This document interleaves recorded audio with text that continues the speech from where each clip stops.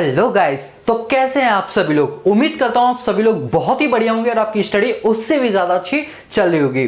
तो दोस्तों, आज का जो हमारा टॉपिक है वो है कि मैनेजमेंट एक आर्ट्स है या साइंस है या फिर एक प्रोफेशन है। यानी क्या होता है कि कई सारे लोग मैनेजमेंट को अलग अलग नजरिए से देखते हैं। तो कुछ लोग ये कहते हैं कि मैनेजमेंट एक साइंस है, कुछ कहते हैं मैनेजमेंट एक आर्ट्स है, तो कुछ कहते हैं मैनेजमेंट एक प्रोफेशन है। तो चलिए आज की क्लास में हम यही सीखेंगे कि रियलिटी के अंदर मैनेजमेंट होता क्या है। क्योंकि आप लोग कल को एमबीए करोगे या किसी बिजनेस को संभालोगे तो आपके कॉन्सेप्ट्स क्लियर होने चाहिए कि आखिरकार मैनेजमेंट जो है वो होता क्या है। तो चलिए शुरू करते हैं।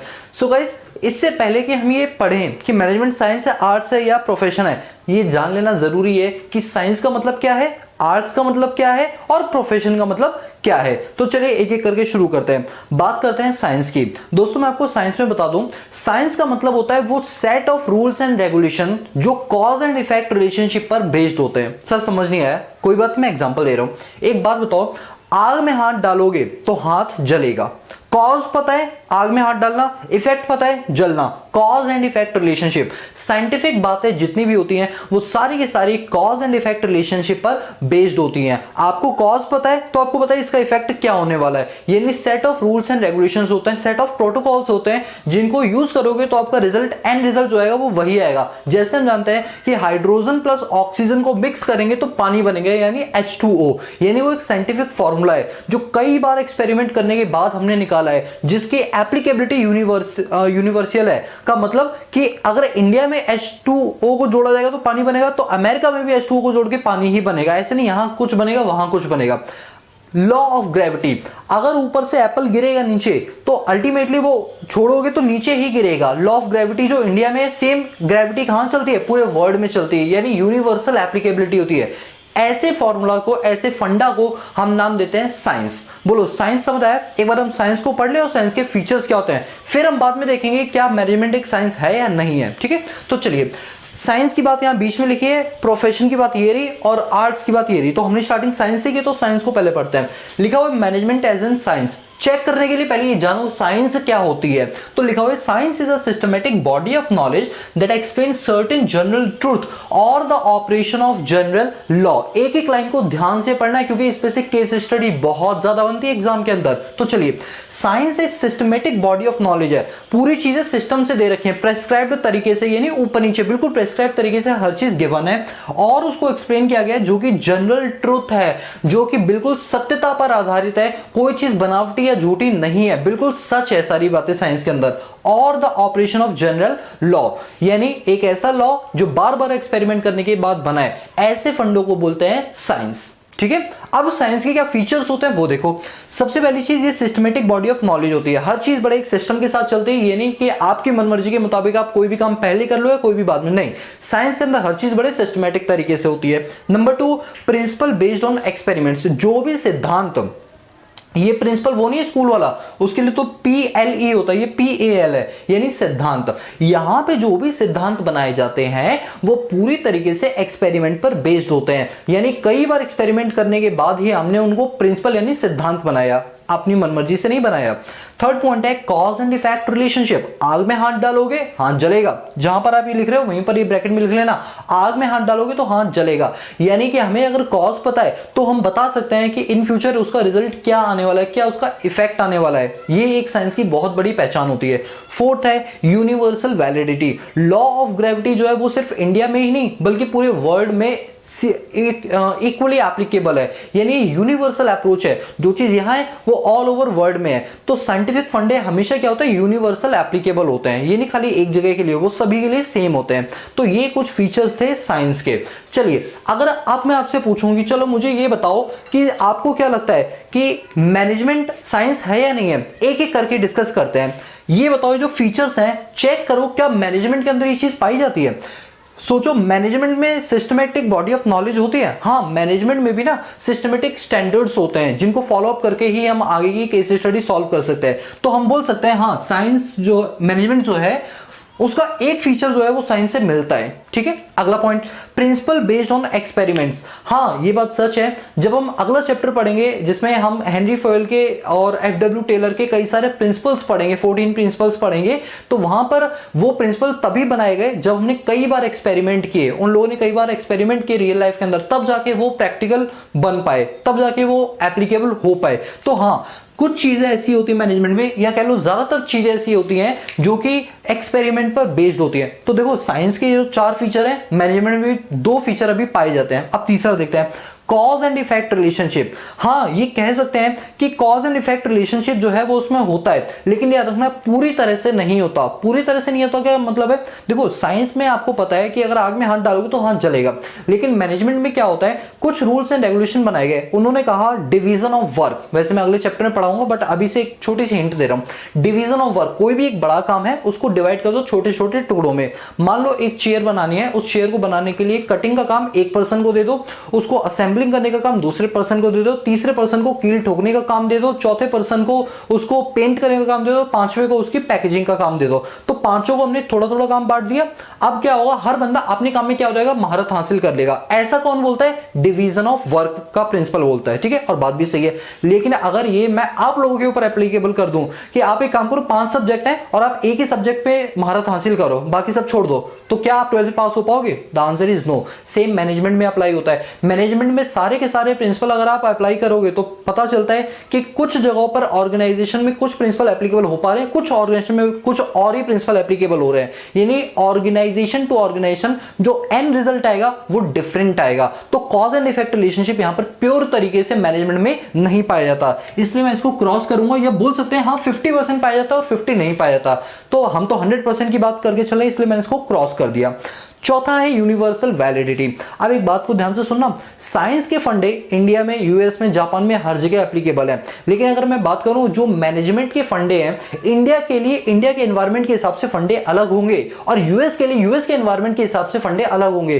चाइना में चाइना जैसे फंडे अलग होंगे। कहने का मतलब, अब एक बात तो, चाइना अभी कोरोना वायरस के टाइम पर चाइना ने अपने आप की रिकवरी कितनी ज्यादा कर ली। सोचो उनका मैनेजमेंट कितना अच्छा रहा होगा, और हम इंडिया और यूएस वाले लोग उतना अच्छा मैनेजमेंट नहीं कर पाए। प्रिंसिपल सारे वही हैं, लेकिन रीजन जो जगह होती है उसके अकॉर्डिंगली क्या होता है, कहीं ज्यादा जोर दिया जाता है, कहीं कम जोर दिया जाता है। कहीं के लिए वो रूल्स अच्छे होते हैं, कहीं के लिए वो रूल्स अच्छे कम होते हैं या नहीं होते हैं। तो एरिया टू एरिया डिफर करता है, इसीलिए मैनेजमेंट जो है वो ऑर्गेनाइजेशन टू ऑर्गेनाइजेशन डिफर करता है, इसलिए ये यूनिवर्सल वैलिडेट नहीं होते। हो सकता है कुछ रूल्स मेरी ऑर्गेनाइजेशन के लिए अच्छे हैं, लेकिन सेम रूल दूसरी ऑर्गेनाइजेशन के अच्छे साबित नहीं हो सकते, ऐसा हो सकता है। यानी देखा जाए तो साइंस में ये जो 4 हमारे पॉइंट्स हैं, उनमें से मैनेजमेंट जो है वो सिर्फ पहले 2 पॉइंट को कवर करता है, लास्ट के 2 पॉइंट को कवर नहीं करता। तो अब मेरा क्वेश्चन आप लोगों से, आप मुझे बताओ, क्या मैनेजमेंट प्योरली साइंस है? The answer is no, management pure science नहीं है। मैं इसको ना एक काम करता हूं, ये जो क्रॉस बना है इसको रेड पेन से बना देता हूं, जिससे आपको समझने में आसानी हो जाएगी। बोलो क्लियर हो? आप बताओ क्या मैनेजमेंट एक प्योरली साइंस है? तो हम कहेंगे नहीं, मैनेजमेंट प्योरली साइंस नहीं है, बट हां मैनेजमेंट एक सोशल साइंस है। सोशल साइंस इसलिए क्योंकि वो सोसाइटी में रहकर थोड़ा बहुत उसमें फेरबदल करेंगे तो चीजें सही हो जाएंगी। तो कहने का मतलब मैनेजमेंट प्योरली साइंस नहीं है, रादर ये क्या है, एक सोशल साइंस है, बट साइंस नहीं है। बोलो क्लियर हुआ? चलो अब हम बात करते हैं मैनेजमेंट क्या आर्ट्स होता है। अब क्या करेंगे, हम पहले आर्ट्स के बारे में पढ़ेंगे, फिर आर्ट्स के फीचर्स के बारे में पढ़ेंगे, और फिर उन्हीं फीचर्स को हम मैनेजमेंट से लिंक करके देखेंगे क्या वो इक्वली एप्लीकेबल हो रहे हैं। तो चलिए एक एक करके आर्ट्स की बात करते हैं। Management as an art. पहली बात, आर्ट क्या होता है? तो लिखा हुआ है आर्ट एक ऐसी कला होती है, skillful and personal application of existing knowledge to achieve desire result. It can be acquired through the study and observation. देखो बात ये क्या कह रहा है, ये कह रहा है कि आर्ट एक ऐसी कला होती है जो किसी इंसान के अंदर इनबिल्ट होती है, या टाइम और एक्सपीरियंस के अकॉर्डिंग वो चीजें आती रहती हैं, और उन एक्सपीरियंसेस का यूज करके वो अपने एंड रिजल्ट तक पहुंचता है। यहां पर आपको कोई थ्योरेटिकल स्टडी नहीं करनी, बल्कि इसका प्रैक्टिकल एप्लीकेशन करना है। That is called art. फिर से पढ़ते हैं, आर्ट एक ऐसी कला है जो हर पर्सन के अपने अंदर होती है, पर्सनली होती है, जो कि हमारे एग्जिस्टिंग नॉलेज, जो नॉलेज हमारे पास है या जो हम लेंगे फ्यूचर में, या हमारे एक्सपीरियंस के हिसाब से बढ़ती चली जाती है। ऐसी स्टडी और ऑब्जर्वेशन को क्या बोलते हैं? आर्ट बोलते हैं। अब आर्ट के फीचर क्या होते हैं? आर्ट में existence of technical theoretical knowledge. अब ध्यान देना, आर्ट्स के अंदर थ्योरेटिकल नॉलेज तो होती है लेकिन प्रैक्टिकल नॉलेज ज्यादा होती है। Number 2, personalised application. Personalised application मतलब है हर पर्सन की अपनी स्किल अलग होती है। मेरे अंदर अगर टीचिंग स्किल है तो जरूरी नहीं कि आपके अंदर भी टीचिंग स्किल हो सकता है आप कंप्यूटर में मास्टरी रखते हो जो मैं नहीं रखता उतनी ज्यादा। तो कहने मतलब हर पर्सन टू पर्सन क्या होती है, स्किल्स डिफर करती है। तो वही लिखा है हर किसी की पर्सनलाइज्ड एप्लीकेशन होती है। पर्सनलाइज मतलब हर किसी के लिए अलग अलग स्किल्स होती है, अलग अलग आर्ट्स होती हैं। Number 3, based on practice and creativity. याद रखना ये आर्ट्स है जो कोई काम को थ्योरेटिकली नहीं प्रैक्टिकली करके होती है। तो इसका मतलब यहां पर चीजों को प्रैक्टिकली करना पड़ता है और क्रिएटिव तरीके से करना पड़ता है। लेट सपोज कि अगर मैं आपको बोलूं कि आप एक ऐसे कुएं में गिर गए हो, बताओ उससे कैसे निकलोगे। क्या आज तक 12th क्लास तक आपको कभी ये पढ़ाया गया कि अगर कुएं में गिर जाओगे, गहरे गड्ढे में गिर जाओगे तो कैसे निकलोगे? नहीं सिखाया ना किसी ने। लेकिन जब गिरोगे तो पता चलेगा कि आपको लगेगा कि ऐसे से हाथ रख के ऊपर चढ़ जाए स्पाइडरमैन बन के, या हमारे पास कोई रस्सी हो तो हम चढ़ जाए ऊपर। ये क्या होती है, प्रैक्टिकल एप्लीकेशन होती है जो आप कभी पढ़ते नहीं हो बल्कि प्रैक्टिकली करते हो। ये आपके अंदर स्किल होती है, आर्ट होती है, आपके अंदर के दिमाग की वो क्षमता होती है जो उस टाइम आप सोचते हो। तो आर्ट वही चीज है जो कि बेस्ड होता है प्रैक्टिस पे और क्रिएटिविटी। आप कितने क्रिएटिव हो किसी काम को करने के लिए, तो वो कभी बुकों में नहीं लिखा था, वो हमारे दिमाग से क्रिएट होती है। बोलो समझ आई? ये आर्ट्स के क्या हो गए, फीचर हो गए। अब एक काम करते हैं, इन्हीं सारे फीचर्स को हमें एक बार मैनेजमेंट पर अप्लाई करके देखते हैं और ये देखते हैं क्या ये फीचर्स मैनेजमेंट से लिंक कर रहे हैं या नहीं कर रहे हैं। सबसे पहला, एग्जिस्टेंस ऑफ थ्योरेटिकल नॉलेज। हाँ, मैनेजमेंट में भी जैसे आप अभी जो पढ़ रहे हो वो क्या है, थ्योरी तो है, प्रैक्टिकल तो कर नहीं रहे हो अभी, आप कहीं जॉब अप तो नहीं कर रहे हो, तो थ्योरी ही पढ़ रहे हो। तो हाँ, मैनेजमेंट के अंदर भी ये फीचर पाया जाता है। पर्सनलाइज्ड एप्लीकेशन, हाँ ये पर्सन टू पर्सन जो है वो डिफर करता है। मेरी मैनेजरियल स्किल जरूरी नहीं कि सेम टू सेम आपके जैसे हो सकता है आपकी मैनेजरियल स्किल अलग हो और मेरी मैनेजरियल स्किल क्या हो, डिफर हो, लेकिन अपने एंड ऑब्जेक्टिव तक पहुंचने के लिए हम अलग अलग अप्रोचेस लगा सकते हैं। तो हाँ, हर किसी की अपनी पर्सनलाइज्ड एप्लीकेशन होती है मैनेजमेंट के अंदर। हो सकता है कोई बंदा मैनेज अपने तरीके से कर रहा हो, कोई दूसरे तरीके से कर रहा हो। तीसरा, based on practice and creativity. आप जितना ज्यादा अपना टाइम इन चीजों को दोगे, प्रैक्टिकल एप्लीकेशन पर दोगे, प्रैक्टिकली ओरिएंटेड एक्सपेरिमेंट्स कर करके दोगे, उतना ही ज्यादा आपके लिए स्किलफुल बनेगा। हाँ, मैनेजमेंट भी जो होती है वो कई सालों तक आप करने के बाद, अभ्यास करने के बाद ही उस चीज को कर सकते हो। अगर मैं आपको बोलूं मुकेश अंबानी का जो दोनों बच्चे हैं, क्या उन दोनों बच्चों ने कोई एमबीए वगैरह आईएम से कर रखी है? नहीं कर रखी है, बट वो बचपन से ही उस एनवायरनमेंट को देखते आ रहे हैं, तो उनके अंदर स्किल डेवलप होगी बचपन से ही, यानी उन्होंने सारी चीजें प्रैक्टिस और क्रिएटिव तरीके से की है। तो हाँ, मैनेजमेंट के लिए आपको फॉर्मल नॉलेज की इतनी खास जरूरत नहीं है, बल्कि प्रैक्टिस करने से ही आपके अंदर वो मैनेजरियल स्किल आ जाती है। तो आप देखो, आर्ट्स के तीनों फीचर्स जो है वो यहां पर एप्लीकेबल हो रहे हैं। The answer is yes. इसलिए हम बोल सकते हैं management is a purely art. क्या बोल सकते हैं? Management is a purely art. ध्यान से देखना, हमने पहले आर्ट की डेफिनेशन पढ़ी, फिर आर्ट के फीचर्स देखे, और फिर हमने मैनेजमेंट के फीचर्स को आर्ट के फीचर से लिंक करा के देखा, तो पाया कि तीनों के तीनों फीचर जो है वो मैनेजमेंट में भी पाए जाते हैं। इस बेस पर हम बोल रहे हैं कि मैनेजमेंट जो है वो एक आर्ट्स है। बोलो क्लियर हुआ? चलिए अब इसका एक और टेस्ट करते हैं, क्या मैनेजमेंट एक प्रोफेशन है? तो चलिए देखते हैं। अच्छा देखो, मैनेजमेंट एक प्रोफेशन है या नहीं है। पहली बात, प्रोफेशन क्या होता है? दोस्तों आपने ये वर्ड कई बार सुना होगा, इवन 11th क्लास के बिजनेस स्टडीज याद करो, आपको एम्प्लॉयमेंट, प्रोफेशन याद आ रहा है ना? तो वही चीज है। प्रोफेशन का मतलब क्या होता है? प्रोफेशन का मतलब होता है जब आप एक सिस्टमेटिक नॉलेज को गेन करते हो और उसको सोसाइटी के सर्विसेज के लिए लगा देते हो, that is called be a profession. For example, मैंने चार्टर्ड अकाउंटेंसी का कोर्स किया, अब फाइनली मैं एक चार्टर्ड अकाउंटेंट हूं, तो यहां पर मैंने एक systematic body of knowledge gain की। वहां से एक प्रोटोकॉल था कि पहले आपको सीपीटी करना है, फिर आईपीसी से ग्रुप 1 ग्रुप 2 करना है, फिर फाइनली ग्रुप 1 ग्रुप 2 करना है, फिर वो 3 साल की ट्रेनिंग करनी है। ये पूरा प्रोटोकॉल मैंने किया, तब जाके मुझे सीए की डिग्री किसने दी? ICAI, institute of chartered accountant of India. Now I am will be called a profession. मैं प्रोफेशनलिज्म का पर्सन कहलाऊंगा। क्यों? बिकॉज मैंने वो सारे प्रोटोकॉल फॉलो किए, एक systematic body of knowledge gain की है। Now I am will be called a profession. ठीक है, जिसे हम प्रोफेशनल बोलते हैं ना, वो चीज।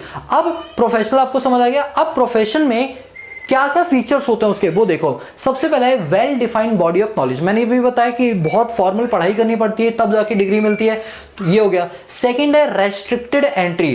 क्या हर बंदा प्रोफेशन के अंदर एंट्री ले सकता है? नहीं, आपको उसकी एंट्री लेने के लिए कुछ एग्जाम्स क्लियर करने पड़ेंगे। जैसे अगर हम बात करें मेडिकल लाइन की, तो अगर आपको मेडिकल लाइन में जाना है तो आपको नीट के एग्जाम देने पड़ेंगे। मैं बात करता हूं अगर आपको सीए करना है तो सीए फाउंडेशन, जिसे सीपीटी बोलते हैं, वो करना पड़ेगा। सीएस करने के लिए भी आपको फाउंडेशन एग्जाम क्लियर करना पड़ेगा, सीएमए करने के लिए भी करना पड़ेगा। इसी तरह से कई सारे एग्जाम्स होते हैं एंट्रेंस लेवल पे कि अगर आपको इस प्रोफेशन में है तो एंट्रेंस एग्जाम देना है, ये हर किसी के लिए नहीं है, यानी हर प्रोफेशन में रेस्ट्रिक्टेड एंट्री पाई जाती है।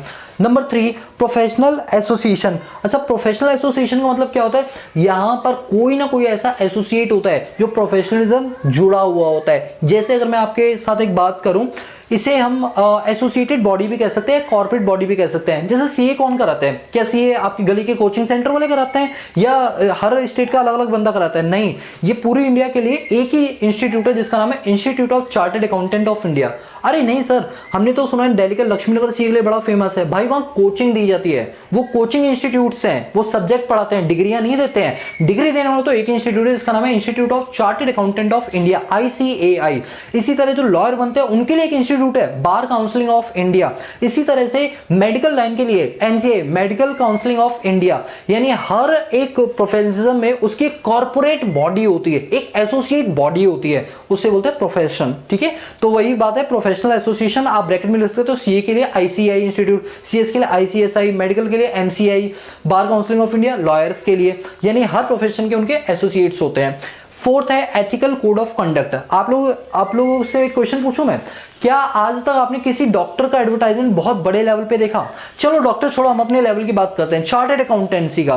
सीए का आज तक आपने बहुत बड़े लेवल पे बैनर लगा हुआ, रोड के किनारे लगा हुआ, 500 रुपए में रिटर्न भरवा लो, 10% का डिस्काउंट, ऑडिट करवा लो, 50% डिस्काउंट, हम सीए हैं, ये वो है? नहीं, कोचिंग सेंटर वाले तो करते हैं, वो अलग चीज है, वो प्रोफेशन में नहीं आते हैं। लेकिन जो सीए होते हैं वो कभी अपना एडवर्टाइजमेंट नहीं करते, बिकॉज उनके कोड ऑफ कंडक्ट में नहीं लिखा हुआ है, क्योंकि इससे सीए की जो रेपुटेशन है वो डाउन हो जाती है। इस वजह से उनके एथिकल कोड ऑफ कंडक्ट बने हुए हैं।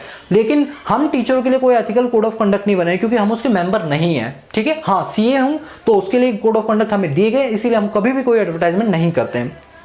Number 5, service motive. Service motive का मतलब है सोसाइटी में जब आप प्रोफेशनलिज्म करके निकलते हो ना, तो अल्टीमेटली मोटिव आपका ये होता है सोसाइटी को सर्व करना, अपनी सर्विसेज।